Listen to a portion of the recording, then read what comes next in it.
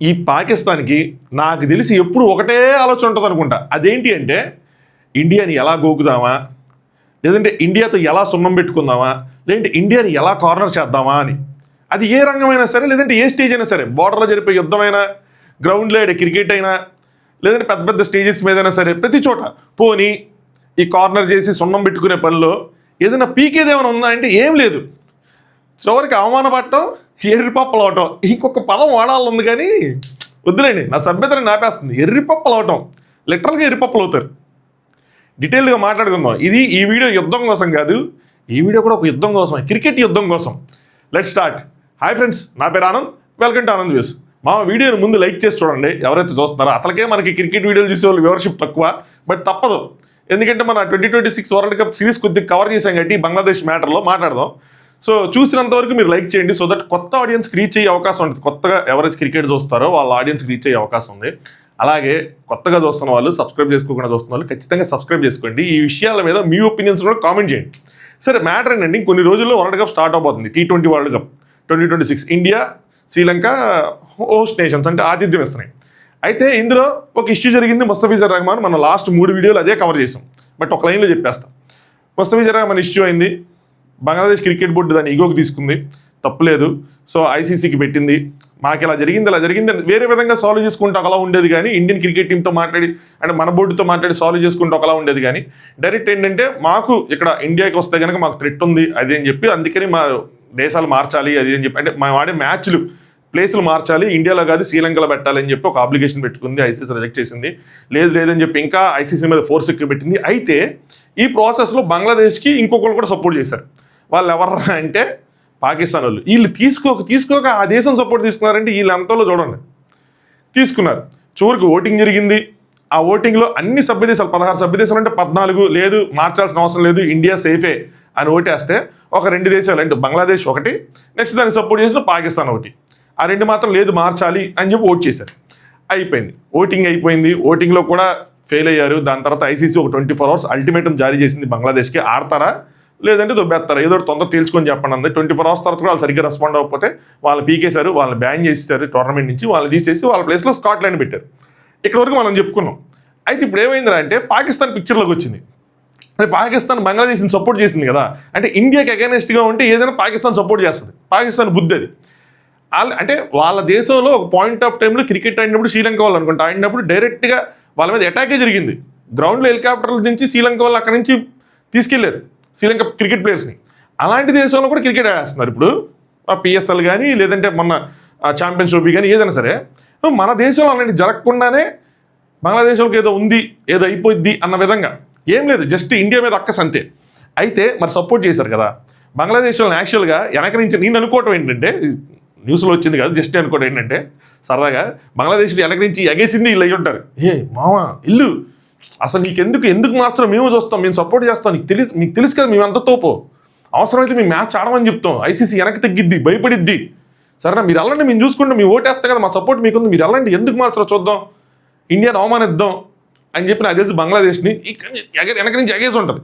వాళ్ళు కూడా ఊపుకుంటా మనకి పాకిస్తాన్ సపోర్ట్ ఉంది అని చెప్పి వాళ్ళు ఊపుకుంటూ వెళ్ళారు. పాకిస్తాన్ సపోర్ట్ చేస్తాయి మీరెట్టా నమ్మారా? సో ఇప్పుడు అంతా అయిపోయింది కదా, బంగ్లాదేశ్ వెళ్ళిపోయింది. బంగ్లాదేశ్ కూడా ఫోన్ చేసి ఏంది మామ ఎట్టా అయింది అయ్యి అంటే, ఊరుకో మామ నువ్వేం బాధపడకు, ఓ పని చేస్తాం, మేము కూడా బాయ్ కట్ చేస్తాం అని చెప్పి ఊరికనే వాళ్ళు ఏడుస్తాం అంటే వాళ్ళని ఓదార్చడానికి ఏదో బాయ్ కట్ అని చెప్పి చెప్పిన వాళ్ళు మళ్ళీ దాని సీరియస్నెస్ పెంచాలి కదా. సో మేము కూడా ఆలోచిస్తున్నాం, బాయ్ కట్ చేద్దాం అని అనుకుంటున్నాం, సరేనా. సో మా ప్రైమ్ మినిస్టర్తో మాట్లాడతాం అది అని చెప్పి 2-3 రోజుల క్రితం పెట్టారు. నిన్న వాళ్ళ ప్రైమ్ మినిస్టర్తో మాట్లాడారంట. మాట్లాడి ఆయన మీడియాకి ఒక పోస్ట్ రిలీజ్ చేసాడు. వాళ్ళ బోర్డు ప్రెసిడెంట్ ఎవరు, ఆయన పేరు ఏదో ఉంది, ఆయన ఏం చెప్పాడంటే ప్రైమ్ మినిస్టర్తో చర్చలు జరిగినాయి, అన్ని ఆప్షన్స్ మా టేబుల్ మీద పెట్టుకున్నాం, ఆప్షన్ 1, ఆప్షన్ 2, ఆప్షన్ 3, ఆప్షన్ 4, సరేనా. సో ఈ ఫ్రైడే కానీ అంటే ఇప్పుడు వచ్చే ఫ్రైడే కానీ లేదంటే నెక్స్ట్ మండే కానీ మా నిర్ణయాన్ని తెలియజేస్తాం అంటే పాకిస్తాన్ వాళ్ళు బాయ్కాట్ చేసే ఆప్షన్ ఉంది అని చెప్పింది. చెప్తే ఇలా కానీ మీకు అన్ని ఆప్షన్లు ఉన్నాయి. అన్ని ఆప్షన్లు అంటే ఏంటి, ఈ బాయ్కాట్ చేయటం లేదంటే ఇండియాతో మ్యాచ్ ఆడకపోవటం, ఇలాంటి ఆప్షన్స్ అనమాట. అయితే ఇలా ఉన్నాయని చెప్పి ఆయన పెట్టారు. సో ఈ ఫ్రైడే కానీ మండే కానీ చెప్తారంట మేము ఆడతామా లేదా, ఏం చేస్తాం, మా నిర్ణయం ఏంటి అంటే బంగ్లాదేశ్కి జరిగిన అన్యాయానికి సపోర్టివ్గా మా నిర్ణయం ఏంటి అన్నది. ఇది జస్ట్ బంగ్లాదేశ్ కన్నీళ్ళు తోడడానికి పైపైన. కానీ ఐసీసీ దీన్ని సీరియస్గా తీసుకుంది. సీరియస్గా తీసుకొని వాళ్ళకి డైరెక్ట్గా ఇండైరెక్ట్గా ఒక హెచ్చరిక పంపించింది. అదేంటి అంటే బంగ్లాదేశ్ అడిగిన దాంట్లో ఏదో కొద్ది గొప్ప న్యాయం ఉంది. అంటే ఇష్యూ జరిగింది, ఇదంతా జరిగింది కాబట్టి వాళ్ళు దాన్ని ఒక లైట్ నోట్తో తీసుకొని చాలా నీట్గా దాన్ని హ్యాండిల్ చేశారు. చివరికి చాలా సీరియస్ అయ్యారు. వాళ్ళకి అన్ని చెప్పిన తర్వాత అంటే ఐసీసీ అంటే ఇండియన్ సెక్యూరిటీ నుంచి రిపోర్ట్స్ తీసుకోవడం కాదు, వాళ్ళు చెక్ చేసిందే కాదు, ఇండిపెండెంట్ బాడీస్తో సెక్యూరిటీ చెక్ చేసి రిపోర్ట్స్ తెప్పించుకొని అప్పటికి బంగ్లాదేశ్ సేఫ్గానే ఉంది అని చెప్పిన తర్వాత ఏదో చిన్న దేశం వాళ్ళతో మనకేంటే తొక్కిలా అన్నీ జరిపిన తర్వాతే వాళ్ళకి బాగానే ఉంది మీరు ఆడొచ్చన్నా వాళ్ళు ఆడమంటే వదిలేశారు. అయితే ఇప్పుడు పాకిస్తాన్కి అలా కాదు. పాకిస్తాన్కి ఏమైనా ప్రాబ్లం ఉందా? ఉంది. పాకిస్తాన్కి ఇండియాకి ప్రాబ్లం ఉంది కాబట్టి మీరు ఒకటి గమనించాలి. ఐసీసీ ఏదో ఇండియా నడిపేస్తుంది అలా కాదు. ఐసీసీ ఇండివిజువల్గానే వర్క్ చేస్తుంది. బెస్ట్ ఎగ్జాంపుల్ ఇదే. పాకిస్తాన్ మ్యాచ్లన్నీ ఇప్పుడు శ్రీలంకలో జరుగుతాయి. ఈవెన్ మన మ్యాచ్ కూడా మనం వెళ్ళి అక్కడ ఆడాలి. న్యూట్రల్ వెన్యూలో జరుగుతున్నాయి. తొక్కేయాలంటే మన ఇండియాలో వాళ్ళు పిలిపించుకుని ఆడిపించుకోవచ్చు, లేదంటే వాళ్ళు బాయ్కట్ చేస్తే చేయించుకోవచ్చు. అలా కాదు.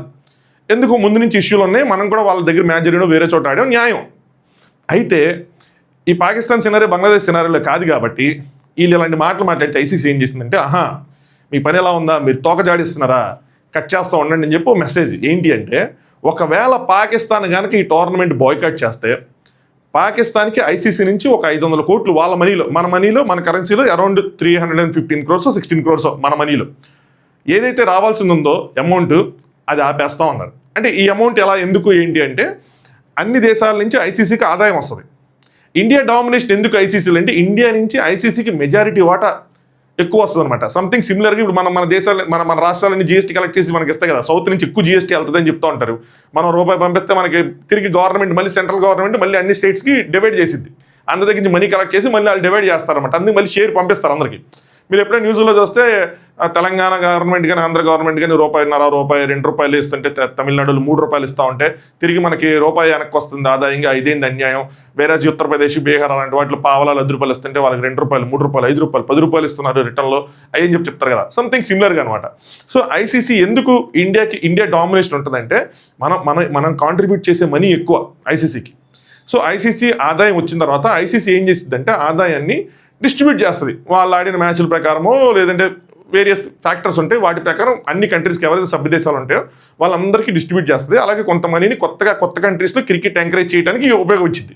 అది ఐసీసీ రూల్. అయితే ఏదైతే ఇట్లా మనీ ఇవ్వాలో ఫస్ట్ పాయింట్ ఆ మనీ ఆపేస్తామని చెప్పారు. అసలే వాళ్ళ బోర్డు దివాలా తీసే పరిస్థితిలో ఉంది. ఆ టోర్నమెంట్ ఆర్గనైజేషన్ దగ్గర నుంచి ఇంకా దారుణంగా ఉంది, ఇంకా పోతుంది ఇది కనుక రాకపోతే. ఫస్ట్ పాయింట్ ఇక్కడే వాళ్ళకి గొంతులు ఎలక్కైపడి ఉంటుంది. సెకండ్ పాయింట్ వీళ్ళు ఒక లీగ్ ఆడతారు, పులిని చూసి నొక్క వాత పెట్టుకున్నట్టు మన ఐపీఎల్ చూసి ఇలా ఒకటి చేశారు, పిఎస్ఎల్ పాకిస్తాన్ సూపర్ లీగ్ ఏదో. అయితే ఇందులో పార్టిసిపేట్ చేయకుండా ఫారెన్ ప్లేయర్స్కి ఎన్ఓసీలో ఓము అని చెప్పారు. సో ఫారెన్ ప్లేయర్స్కి ఏమైనా డిఫరెంట్ కంట్రీస్లో లీగ్స్ ఆడాలంటే ఐసీసీ నుంచి నో అబ్జెక్షన్ సర్టిఫికేట్స్ ఇవ్వాలి. అవి ఓము అవి ఆపేస్తామని చెప్పారు. అంటే ఫారెన్ ప్లేయర్స్ రాకుండా వాళ్ళ ఉన్న డొమెస్టిక్ ప్లేయర్స్తో వాళ్ళు ఆడుకోవాలి, వాళ్ళ ఇంటర్నేషనల్ ప్లేయర్స్ వాళ్ళ డొమెస్టిక్ ప్లేయర్స్తో ఆడుకోవాలి. అసలే చూసేవాడు ఎవడరా, మళ్ళీ ఫారెన్ ప్లేయర్స్ కూడా ఇంకెవరు చూస్తారు, చూసేవాళ్ళు ఇంకా తగ్గిపోతారు. ఇది రెండో షాక్. మూడో షాక్ ఏంట్రా అంటే మూడోది ఒకటి ఉంది. ఏంటి అంటే ఏవైతే ఐసీసీ టోర్నమెంట్స్ ఉంటాయో మావాడు వచ్చినట్టు ఐసీసీ టోర్నమెంట్స్ ఉంటాయో అవి ఆతిథ్యం ఇవ్వకుండా అంటే హోస్ట్ చేయకుండా కంప్లీట్గా బ్యాన్ చేస్తామని. వచ్చే ఉమెన్ వరల్డ్ కప్ ఏదో 2028లోనే ఇప్పుడు వాళ్ళు హోస్ట్ చేయాలి పాకిస్తాన్ వాళ్ళు, అది చేయకుండా బ్యాన్ చేస్తామని మూడోది. నాలుగోది నెక్స్ట్ జరిగే ఏషియా కప్ ఏదైతే ఉందో ఐసీసీ టోర్నమెంట్ అనుకుంటే అది కూడా ఏషియా కప్ ఏదైతే ఉందో అందులో నుంచి కూడా వాళ్ళని బ్యాన్ చేస్తామని. ఇలా 4 షాకులు ఇచ్చారు. 4 షాకులతో పాటు ఇంకోటి ఇచ్చారు ఐదోది. ఇది 4 అయితే కన్ఫామ్గా జరిగిపోతాయి. ఐదోది ఆల్సో వీ మే కన్సిడర్, అంటే మీ ఇది కూడా కన్సిడర్ చేస్తామంటే కంప్లీట్గా మిమ్మల్ని బ్యాన్ చేసి దొబ్బుతాం, ఇంక ఎటువంటి ఇంటర్నేషనల్ మ్యాచ్లు ఆడకుండా, అంటే పాకిస్తాన్ టీం అనేది లేకుండా అని చెప్పి నీట్గా ఒక మెసేజ్ అయితే పంపించారు గట్టిగా. అన్ని ఆప్షన్లు పెట్టుకుని ఉన్నారు కదా ఇదే. దాని తర్వాత ఇంకో ఆప్షన్ ఏంటి వాళ్ళు చెప్పింది, అవసరమైతే ఫిబ్రవరి 15 ఎప్పుడో ఇండియా పాకిస్తాన్ మ్యాచ్ ఉంది, డేట్ రాంగ్ అయితే సారీ, ఇండియా పాకిస్తాన్ మ్యాచ్ ఉంది, దాన్ని బాయ్కాట్ చేస్తా ఉన్నారు. దానికి కూడా ఐసీసీ గట్టిగానే స్పందించింది. మీరు కోరుకున్నట్టు మీరు అడిగినట్టు న్యూట్రల్ వెన్యూలో మ్యాచ్ పెడుతుంటే మీరెందుకు బాయ్కాట్ చేస్తారు అని చెప్పి దానికి కూడా గట్టిగా స్పందించింది. దానికి ఇంకేం చర్యలు తీసుకుంటామని చెప్పలా, కానీ దానికి కూడా చర్యలు గట్టిగానే ఉంటాయి. ఎందుకంటే మేజర్ అట్రాక్షనే ఆ మ్యాచ్, ఇండియా పాకిస్తాన్ మ్యాచ్. వాళ్ళు బాయ్కాట్ చేస్తే మ్యాచ్ క్యాన్సిల్ అయిందనో డ్రా అయిందనో ఏదో అయిందని చెరుకో పాయింట్ ఎవరో ఖచ్చితంగా ఇండియా విన్నర్ కింద డిక్లేర్ చేస్తారు వాళ్ళు కనుక బాయ్కాట్ చేస్తే. మేబీ వాళ్ళు ఇది అయ్యి ఉంటుంది అబ్బా ఈ ఆప్షన్ తీసుకుంటే. రీజన్ ఏంటంటే ఇండియా ప్రజెంట్ T20లో అన్స్టాపబుల్. మన వాళ్ళు అసలు మన లాస్ట్ మ్యాచ్లు చూస్తున్నారా న్యూజిలాండ్తో, మామూలుగా లేవు.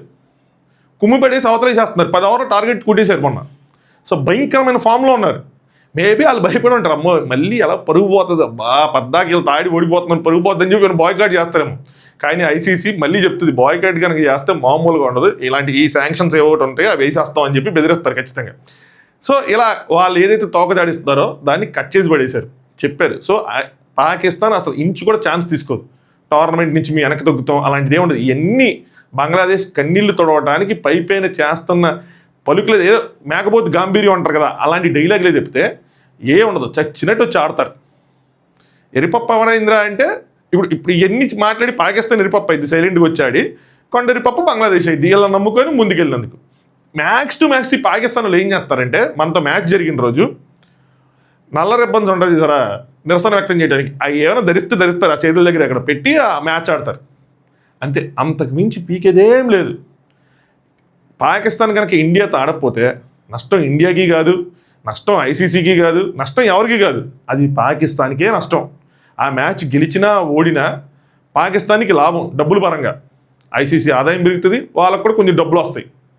మ్యాచ్ ఆడితే మ్యాచ్ ఆడడం బాయ్కాట్ చేస్తాం, అసలు టోర్నమెంటే బాయ్కాట్ చేస్తే ఇంక పాకిస్తాన్ టీం అన్నది కనిపించకపోయినా కూడా మన ఆశ్చర్యపోసం, అట్లీస్ట్ టెంపరీగా 2-3 సంవత్సరాలు బ్యాన్ చేసి బాధపడతారు ఐసీసీ వాళ్ళు, ఎందుకంటే చేస్తుందేమి లేదు. కొత్త టీమ్స్ రావాలబ్బా, ఈ స్కాట్లాండ్ ఇవన్నీ వస్తాయి సార్, ఐర్లాండ్ వీళ్ళందరూ సెన్సేషన్స్ క్రియేట్ చేయాలి. నేను వాళ్ళ మ్యాచ్లు చూస్తాను తెలుసా, వాళ్ళు గెలాలి అనుకుంటుంటా. అఫ్ కోర్స్ ఇండియా మీద కాకుండా మిగతా వాటి మీద, నేపాల్ ఇవన్నీ ఉంటారు, గెలాలి, వాళ్ళు కూడా రావాలి, వచ్చి గెలిస్తే టఫ్ కాంపిటీషన్ ఇస్తే అప్పుడు కొన్ని సినారియోలు కొన్ని మారుతాయి. ఎంతసేపు ఇండియా, ఆస్ట్రేలియా, ఇంగ్లాండ్ ఇవే పెద్ద టీములు కాకుండా చిన్న టీములు కూడా గెలిచి షాక్లు ఇస్తూ ఉంటే బాగుంటుంది. నాకు బంగ్లాదేశ్ చిన్న సాఫ్ట్ కార్న్ అందుకని ఉంటుంది, అప్పుడప్పుడు కొంచెం వచ్చి షాక్లు ఇస్తూ ఉంటారు. అసలు పైగా ఇప్పుడు ఇక్కడ జరుగుతుంది కాబట్టి వాళ్ళు ఆడుంటే బాగుండేది అన్న ఇదే ఉంది నాకు, వాళ్ళ కర్మ మనం ఏం చేయలేం. సో ఇప్పుడు వీళ్ళ పరిస్థితి ఇది. సో ఆ రోజు లాస్ట్ వీడియో కింద కొంతమంది కామెంట్స్ చేశారు, పాకిస్తాన్ కూడా ఇలా అంటుందంటే నేను లైట్ తీసుకోమని చెప్పి. ఏం ఉండదు, ఈరోజు నిన్న కూడా ఆయన ఏదో మా దగ్గర అన్ని ఆప్షన్స్ ఉన్నాయి, ఈ ఫ్రైడే చెప్తాను, నేను మండే చెప్తాను బిల్డప్లు ఇస్తున్నారు. ఏం చెప్పరు, వస్తున్నాం మేము ఆడుతున్నాం, మా డెసిషన్ మేము తీసుకున్నాము, మేము ఆడుతున్నాం అని చెప్పి దానికి ఏదో యాడ్ చేస్తారు. బంగ్లాదేశ్ జరిగింది అన్యాయమే, బట్ మా నిరసన మేము వ్యక్తం చేస్తాం, కానీ మేమైతే మ్యాచ్లు ఆడతాం అనే విధంగా ఇక వాళ్ళకి వచ్చిరాని ఇంగ్లీష్లో చాట్ జీపీటీలో కొడితే అది కొంచెం ఫ్రేమ్ చేసి ఇచ్చేస్తుంది. ఇచ్చేసిన తర్వాత వాళ్ళు పెట్టేసుకోవడమే, ఇంగ్లీష్ కూడా ఏలో పెట్టేసుకోవటమే. మన తమిళ కూడా ఏలోని సృష్టించాం, అదిరిపోలా, జస్ట్ ప్రాంప్ట్ అవుట్ రావాలంతే. చలో ఎనీవే, సో వీడియో లైక్ చేయండి, మీ అభిప్రాయాన్ని కామెంట్ చేయండి. మనం 2020 వరల్డ్ కప్ జరుగుతున్నప్పుడు కూడా కొంచెం అప్పుడప్పుడు మధ్యలో మాట్లాడుకుందాం, ఎలా జరుగుతుంది ఏంటి.